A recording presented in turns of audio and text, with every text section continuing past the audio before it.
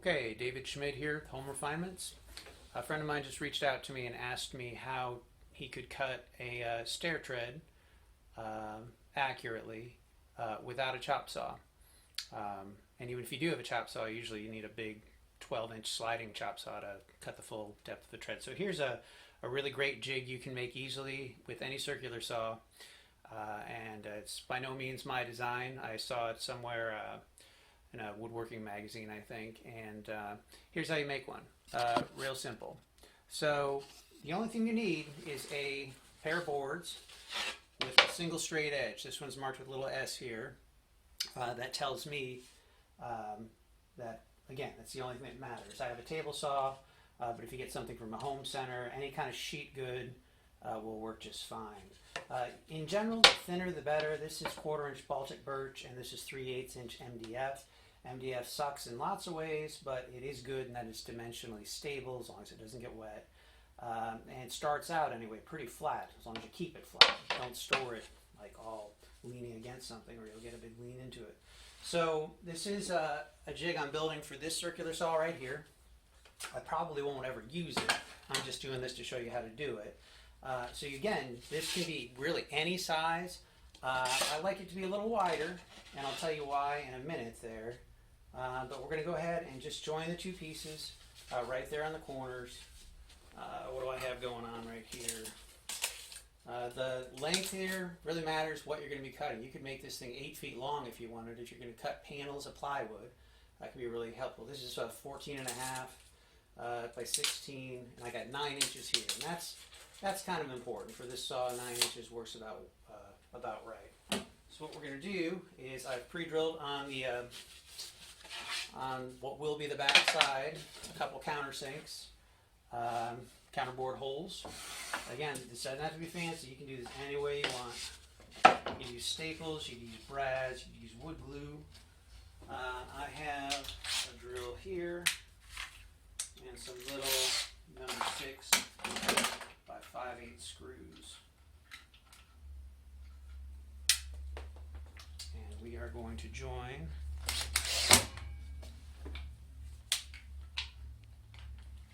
with said screws. And you can even use longer screws if you want that poke through the other side. You'll just risk cutting your fingers on them. Like they're ground through here and there a little bit, but with an angle grinder, those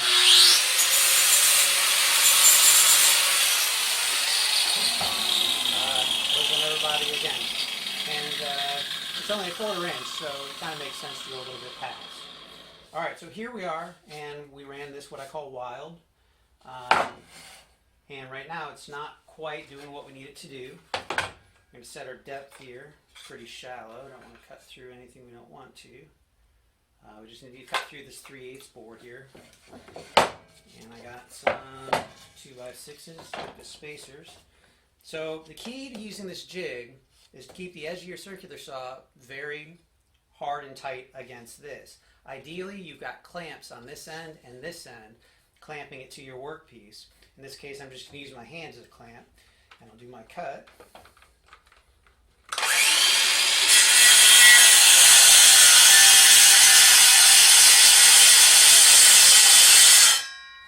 Alright, that's trash. Now this jig, at this point I would probably want to label it as, DeWalt Circ Saw. So I'll remember what it's for. And right now this is perfectly tuned up to this saw. So this edge with the guard up, in fact I'm going to pull the battery out here just so I don't have an accident. So with the guard up here, the edge of the saw blade is right here flush with the edge of the guide. Now what makes this so cool is if I want to cut, like, let's just say, we got a line here we want to cut off of anything. And there are certain straight edges you can clamp down and all that, but you have to account for the offset with any straight guide that you would clamp down that you would buy elsewhere.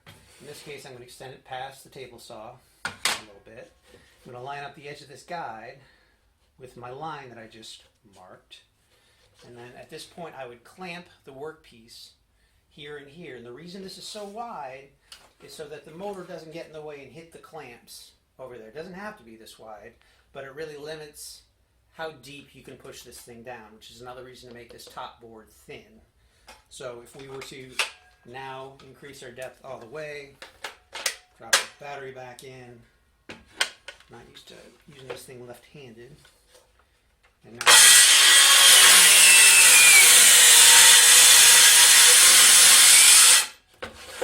not going to finish that cut because my hand's in the way. But that brings our cut right on the line. Additionally, it's not perfect, is it?